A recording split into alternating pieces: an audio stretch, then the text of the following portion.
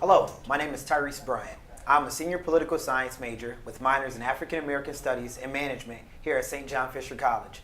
I'm completing my capstone course in African American Studies under the direction of Dr. Arlette Miller-Smith. My research topic is Black male masculinity. I've decided to conduct a panel session with 3 black men to discuss their masculinity. So let's get to it. I would like to introduce Reverend Franklin Rawls, pastor of Peace Baptist Church. Amen. Good evening. Evan Burnett, St. John Fisher College alumni and current Americorp member. Good evening. And Jeremy Jean Lewis, current St. John Fisher College student. Welcome, and thank you all for being with us today. Thank you. My first question that I pose to each of you, and we'll start with you, Pastor Ross. How was your life growing up as a black man? Well, life for me was pretty good. I mean, I had sound family support. I grew up in the inner city, urban community. I was part of busing. I think the time period of my growing up is important because I came up at the end of the civil rights or during the civil rights. I was going through that period of busing, being bused out of our community to, more affluent schools and all the things that came with that, the harassment and all of those things. And but my upbringing gave me a lot of experience that helped prepare me for the things that I would encounter in the future. So I just thank God for my younger years. So. What about you, Evan? For me, life was very comfortable growing up. I was born in Colony, New York, which is a suburb of Albany. I was only there for about a year and a half. And then we moved to Rochester in '93, and we settled on a suburb outside of Rochester in Penfield, New York. So my parents made it very comfortable for my brother, my older brother, and myself. The schools were great. We had no real problems. I didn't start to realize what it meant to be a black male in a suburban community until I hit about middle school, but I can get into more detail later on in the discussion about that. But for the most part, it was real comfortable. Jeremy? Well, as for me, I was born in the Bronx, raised there as well as Rockland. So my school was based on a lot of black people. So I didn't really realize everything was normal to me, besides like the financials and other situations. But being a black man, like growing up, it was just an everyday like any other kid. It was pretty like a normal life. So I'll ask you this other question, Jeremy, and you can start this one off. What did it mean to you to be a black boy when you were growing up? And a second part of that question is, and how did being a black boy shape your thoughts and your actions as when you were growing up? Well, being a black boy, my school was just it was full of black people, so it wasn't any different. It wasn't like I went to like an all-white school where I felt out of place. So every day was just a normal day until I got to about 15, 16, and I started seeing like different things on the news, how we were being portrayed, and I was just like, okay, you need to like really start paying attention to like what's going on in your society. And then about at 17, 18, I was getting pulled over by the cops in the Bronx for no reason, getting searched, the whole car down, asking why. They're saying we don't need to tell you. Then the Trayvon Martin like case, things like that. It just makes you. It kind of when you're actually walking again outside, you think twice. You like on your actions, how you carry yourself. Right. So right now, to you, after all of these actions and after all of these life experiences, what does it mean for you now to be a black boy? After all you've grown up and after all you've learned, what does it mean to you now? I'm still learning, to be honest, because being in Rochester and the school is very different from back at home. It's not like I said, when back at home when it was full of like black people in my school, black and Spanish. Over here, it's way different. So now it's a culture shock. So just adapting to it on a regular basis. I mean, of course, I'm adapting, but it's definitely more of a process. So I really couldn't. So, Pastor Ross, what about Yes. you? What did it mean for you to be a black boy when you were growing up? And how did it shape your thoughts and your actions today? I don't know if we have enough time for this one. Now in retrospect, I'm looking back a number of years. I'm 56 years old.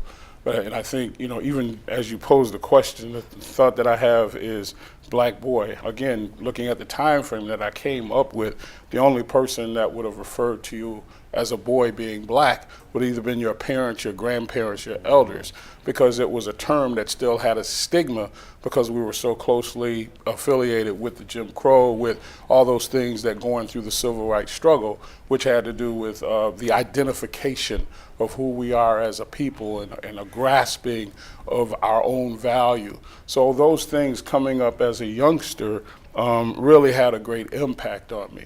I tell across the street, my best friend was in our mostly black neighborhood. America was different then. The urban community wasn't all black. It was a mixture. Across the street from me was an Italian Polish kid, and we grew up being friends. But there were moments when it was definite that there was a distinct difference in our perspective, and as we grew older, even our shaping of our mindset and how we saw things. And we still remain friends today. Again, I think that also for me, growing up, my parents, my family, we were immigrants or migrant work family, meaning migrated from the South to Rochester. And most of them came as migrant or farm workers and to find jobs and those things. So they were escaping what was supposed to be the despair for blacks of the South to the more affluent North, only to find out there were still some of those stigmas attached with life here. So again, but family, the structure, and knowing who you are as a young black man, I think really helped me to survive and strive through a lot of things that I found myself facing as I grew up. In retrospect, it was a blessing. Going through it, sometimes it was a struggle. So there are no regrets, but just the reality, in America at that time and even now. The question or the issue we don't want to bring up is race, but race does matter and has mattered in my life, but you have to overcome those things. So, but growing up, that I think, and experiencing those things was really a great blessing. I think that's so true. Now for Evan, you grew up in the suburbs, so your experience is different from Pastor Ross's and Jeremy's. So tell us a little bit about growing up as a black boy in a suburban community and how it shaped your thoughts and your actions today. Well, just thinking about what Jeremy was just saying about him coming to Fisher and kind of trying to acclimate himself with this kind of environment, it's almost as if I had to do that from, I'd say, about age 5 or 6 up until now. So coming to St. John Fisher wasn't much of a culture shock to me because I've been used to it. But early on, I always had friends. I always found it easy to make friends, but there were times when I would feel alienated because I was a student of color, and it was tough at times because they can't react or they can't relate to what me and my other fellow minority students are going through. So I'd always find a bond, a mutual understanding between other students of color. So we were always a lot closer, and pretty much it was never really a too much of a struggle, but my parents always instilled, like, when I was in elementary school, when you're going into the store, don't put your hoodie up, stuff like that. I didn't know why they were saying it at that time, but as I grew older, I see something like Trayvon Martin. I see kids getting gunned down in their cars for blasting loud music. It all made sense to me why my parents were saying these kind of things. So that's in a nutshell. I'm still growing, I'm still learning, like Jeremy said, but. Do you ever think it was a time growing up in the suburbs where you had a tough time trying to find your identity, or if you've ever struggled with your identity as a black male? Oh yeah, and specific story, in 6th grade, we were at the lunch table. It was a group of kids, and we were talking about our parents' income, stuff like that. I don't really know why we were talking about that, but then all of a sudden, one of my friends at the time, they go, well, Evan's parents, they're kind of white, right? I was like, I didn't know how to react to that statement. And then another one of my friends, he defended me because I was kind of speechless. I didn't know what to say. He's like, why can't they just be educated black people? So at that time, I was like, do I have to fit some certain mold of blackness that my peers don't see in me? So at that time, I always enjoyed hip hop music, rap music, because I had an older brother who was real into that genre of music. And I kind of, like I said, I became immersed with the culture. Like, this is how I gotta be, this is how I gotta react, this is how I gotta dress, I gotta talk a certain way. So I think up until 8th or 9th grade, I was still behaving that way. I was still trying to act like what the rappers do on TV, what I see in movies, stuff like that. And then I think, I would say my junior year of high school, I realized, my mom sat me down and said, I got all these books in this house that you never want to read, but you want to listen to all this hip hop rap music and be immersed in that culture. Why don't you open your mind to something else? So I think that was a real turning point in my life where I realized I can be more than what my peers expect of me and what society expects from me. So that's how it. Thank you, Evan. Now, Pastor Ross, I want to start this question off with you. When you were growing up, and even today, who were your role models, male or female, and how did they impact your life in a negative or in a positive or a negative way? Well, I think for me, I had my education experience. I always start with, and I'm always grateful for those I had as far as teachers along my path. I had an awesome educational experience as a youngster. So there were many of the teachers that were my role models, but beyond that, I also had, again, my family, my environment. I grew up at church, and there was, again, at that time, a very strong historical, cultural aspect to our growing up. And I think so, as I listened, it was about, again, coming into your identity, your nationalism, embracing and accepting yourself, and understanding your heritage and the connection to the African land. So all of those persons throughout history become role models. You begin to extract for those things. I think part of my story is always, I was blessed, and then everything that I despised, all the negative, is what I became. And we'll touch on that later this evening about that transformation and how I reconnected with all those things. Those early years and those role models became very, very, very important. Family, community. It was, again, a different time. In our community, we had the professionals, everyone lived in the same community. So you had those inspiring role models. You went to school. At that time, the teachers looked like you. So, there was an inspiration all around. It was just a matter of how you responded to it. So in that regard, there was just a great number of people that had a positive impact. The negatives really don't have to do with people, more have to do with your experiences and that you encounter. No matter how positive, you always encounter some negative-minded folks along the journey. And again, for me, it's different than these brothers because I'm looking at it in retrospect. So, and it's a different perspective. Had I been asked these questions when I was going through it, I probably would have had more animosity, more hostility. I would have been probably more vehement. But now I understand that all of that worked to my benefit along this journey called life. So it's been a great journey. I have a curtain that I had made when I was in the United States Marine Corps, and this will give a perspective on my mindset when I was coming up. And it says that listening is the beginning of understanding. Then it has Malcolm, Huey, Martin, and Angela. Malcolm X, Huey P. Newton, Martin Luther King Jr., and Angela Davis. Those were, that, and many others were people that I clung to their philosophy to help me stay strong in my journey. So, that's in a very small scale, many of the persons who helped to influence and shape my philosophy on how to approach this issue of being a black man in America. I'll pose a question to you, Evan. Who were your role models when you were growing up, male or female, and what was the positive or negative impact they had in your life? My role models for me were definitely my mother and father. By no means was it easy for them growing up, so they made a conscious effort to give my brother and myself the lives that they never were able to fully enjoy, but they always had strong family supporting them with whatever they wanted to do in life, and they came out of poverty by using education and they kept furthering their education, and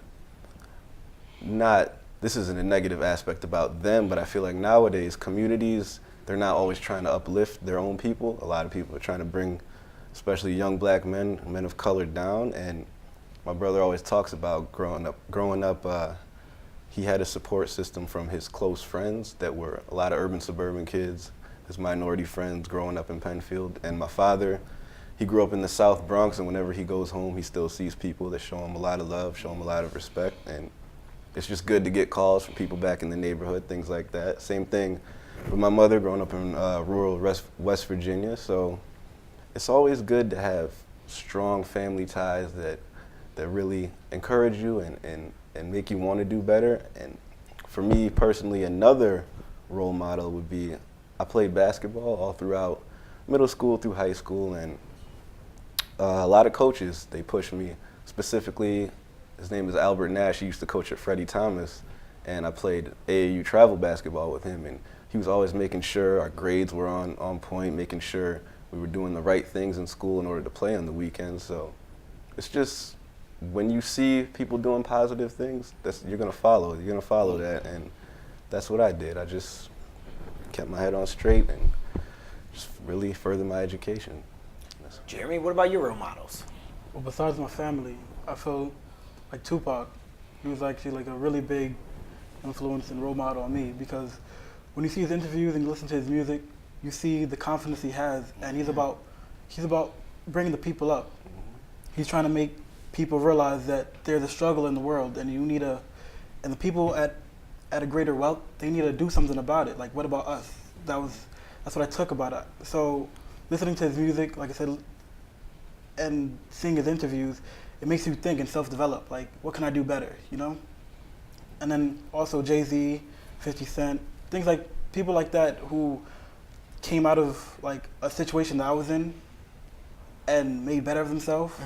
And besides, even in rap, they go to different businesses. So it's not about just selling drugs or about just making rap music. It's about doing more for the community as well. So they're actually like a really big like influence on me as role models. And movies too. Like, even though it's not an individual person, when you look at different situations and experiences that they go through in the movies, you can apply it to your own life and say, oh, okay, I can relate to this. Or it doesn't have to be that only certain situation. You can I don't know, you could find inspiration. Exactly, you know, and just apply it. You can take principles from it. And I think it's so important that you bring up hip hop and rap artists, because young people, especially young black men, listen to music, listen to hip hop and rap music, and it's so important that they see these hip hop and rap figures,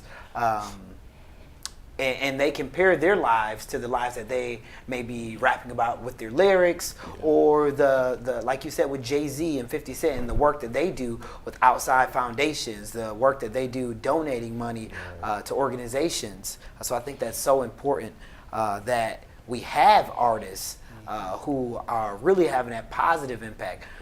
And I pose a question that I just thought of to you guys. How important do you think it is for these hip hop and rap artists today in 2014 to really do something that's positive, because they have the ear of a generation? They can really spark something in young people that could dictate the way that their lives will be led for the remainder of their lives. So how important, the question is, how important do you think it is for these hip hop and rap artists to do something positive? Jeremy, I'll start with you. Yes, I feel like hip hop is very influential to a lot of people. So when you have people just talking about killing people or just downgrading a lot of situations or promoting drugs, then the listener is gonna say, okay, cool, I'm gonna do that too. Like, you know what I mean? He's doing it, he's saying it's cool, so I'm gonna do it as well. So when you have people like Jay-Z and 50 Cent, when they talk about the positive and negative about that situation and why they was actually in that situation, not promoting it, but telling you this is the reality of life, like this is how I had to survive, instead of saying I was just doing it for the fun of it, then it allows people to say, okay, this is not cool. I don't need to do this. I can actually go to school and graduate. Because some rappers, they don't promote that they actually went to school and graduated. Like so people like I said, 50 Cent and Jay-Z and Nas especially, they promote positive. So you need people in today to really step up and stop like really trying to promote about drugs and things like that, because you're leading people into a bad direction. Yes.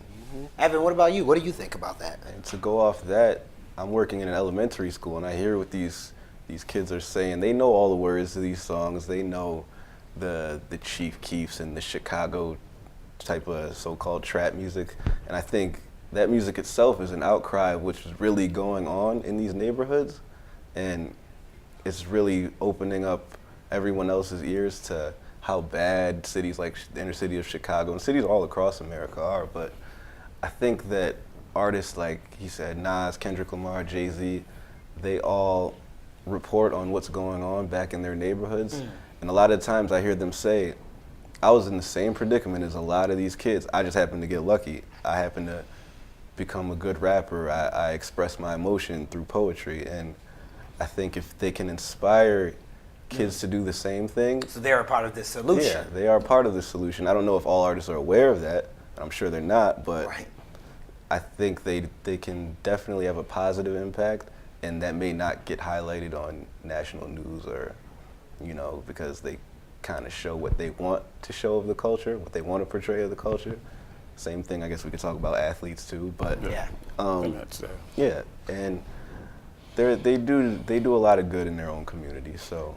And Pastor Ross, I want to give you a two-part question. I'm sorry, but you can connect to when you were growing up, the type of music that you listened to, and how do you see now what you listen to and how it shaped your thoughts and your ideas? And I think that's, as I was listening to, again, the two younger brothers, that's what I was reflecting upon, because, we are our environment. We are a part of our environment, our culture. So what we listen to influences our thinking. And again, for me, when I was coming up, again, because of, the era, that time frame, the music reflected the times.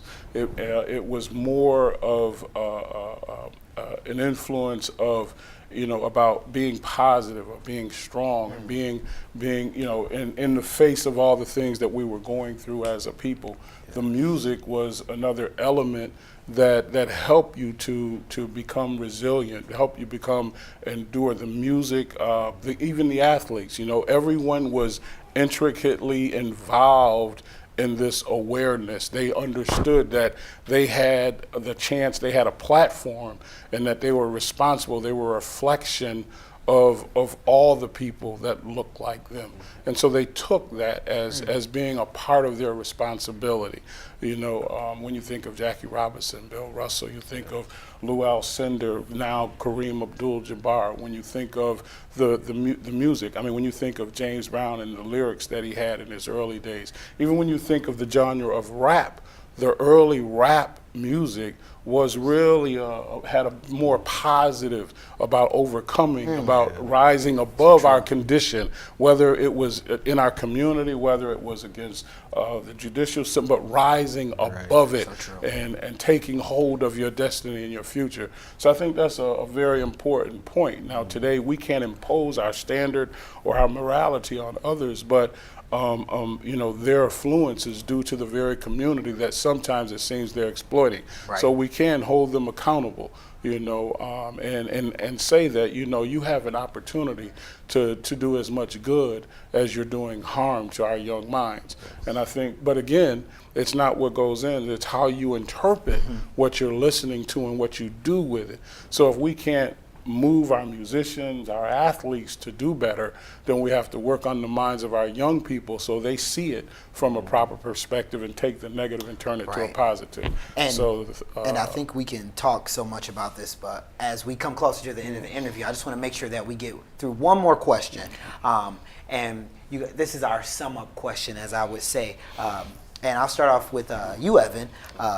And was your father in your life growing up? I know you spoke about him earlier. So yes. So he was in your life. How can you describe him mentally, physically, and emotionally towards you? How he interacted with you then and now? He's always had a real calm demeanor, kind of like myself. He was always in my life, drove me to basketball games, school events, things like that, and the little things were just so important to me. I don't know if I expressed that enough to him, but I probably should. The fact that he was in my life and I'm working with these young men of color who have no real father figure, and the fact that I can be that to them in the confines of the school, it really shows that these kids need help, and the fact that a father was in my life was a big part of my success and me wanting to be better as a man. And yeah, he was pretty much always there. Jeremy, was your father in your life growing up, and how was he towards you mentally, physically, and emotionally, if he was in your life? Yeah, he was in my life. I mean, he worked a lot, so I wouldn't see him sometimes for like a week or two, but it was just normal to me. But so when I was growing up, I seen that it's really not normal for someone to work that hard. Like they should be like home more often. But I know why he was doing it. But growing up with me and our relationship, I wasn't really paying attention to a lot of things. So he'd get very frustrated at me, with not trying to make me as a man. But I was just focused on like video games and things like that. So the few men that we had, they touched me, So it made me realize, okay, Jeremy, you need to really grow up. So he definitely made me the man who I am today. And for you, Pastor Ross, was your father in your life growing up, and how was he? How did he impact you mentally, physically, and emotionally? Wow. Yes, I think this question, as I've mentioned to someone, this is probably the most difficult question or revealing question for me. My father was in my life, but again, we're talking about a different generation. So early on, my perspective of my relationship with my father was a hard man. I mean, he was a working man. My father drank many years ago, though he quit drinking, quit smoking. But my family structure was always there. The beautiful thing is now my father and I have a very strong relationship. The one principle I think I gained now from his life is the principle of respect. That was what drove him, and that's what he instilled in us. The other thing is, I mentioned to you, Brother Tyrese, before, my father was a man who drove us for education. Education was essential, and there was no question that you would. But then because it was something that he didn't have the opportunity to get, then he drilled in you that because you had an education didn't make you better than someone who didn't have one. So it was always that duality. I now understand that he was struggling to find himself on his journey. And currently he's in the hospital and has been. And again, in retrospect, I am so grateful for my father, but my mother's role for my respect for my father through all our difficult years was she never, spoke of him in a negative manner or anything, and she always demanded that we respected him as the father and as the head of a house. And I think that family structure is a very essential piece. And again, I think my father's presence was as beneficial to me as anything else in my life. That's difficult to say. We had years where we didn't speak, didn't talk to each other. But again, that's the thing about the journey of life. You grow up, Yes. And then how you saw things is not the way you see them now. And I think in my maturity, I have learned to appreciate his presence. No matter what, the good, the bad, the ugly, and the indifferent, it all works together for my good today. So today I respect my father, I love my father, and I'm grateful for his presence. And I do think it makes a difference in any young person, male or female's life, to have that role model, that figure in your life. So true. Well, I want to thank all three of you for being with us today and for supporting myself, Dr. Arlette Miller-Smith, and my African American Studies 450 class. Thank you all.